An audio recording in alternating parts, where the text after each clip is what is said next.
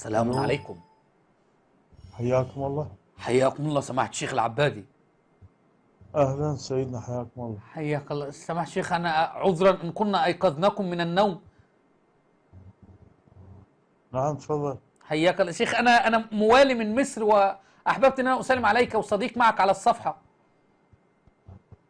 حياك الله، مية هلا بك، اهلا وسهلا. حياك الله شيخ، هل أنت مشغول الآن؟ نعم. مشغول الآن؟ نعم الان. اي والله مشغول. طيب أعتذر جزاكم لك يا الله. شيخ، بس كنت أريد دليل على تنسيب الأئمة الاثني عشر من القرآن بما أن حضرتك مشغول. اي والله ان شاء الله من يصير مجال. والله في مجال الآن، قول لي بس الآية كذا أقرأها الآن، لأن والله معي الآن ناس جالسة معايا وكانوا ينتظرون من حضرتك الإجابة والله. ففي آية في القرآن الكريم على تنسيب الأئمة الاثني عشر. والله اعتذر ممكن تستعين باي شخص أستعين اخر يعني. بصديق؟ أستعين بصديق؟ نعم.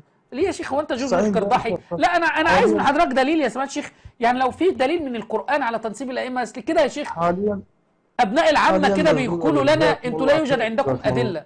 أفا سكر. نعمل معاكم إيه يا معمم الشيعة؟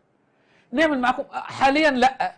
استعين بصديق، استعين بأحد غيري. امال انتوا بتعملوا ايه في الحوزة؟ امال ليه بتطلبوا من عوام الشيعة الخمس؟ امال لماذا تطلبون من عوام الشيعة المتعة؟ لماذا تأخذون أموالهم وتستبيحون نساءهم؟ لماذا يا معمم الشيعة؟ وما نيجي نسألكم استعينوا بآخرين. الله المستعان.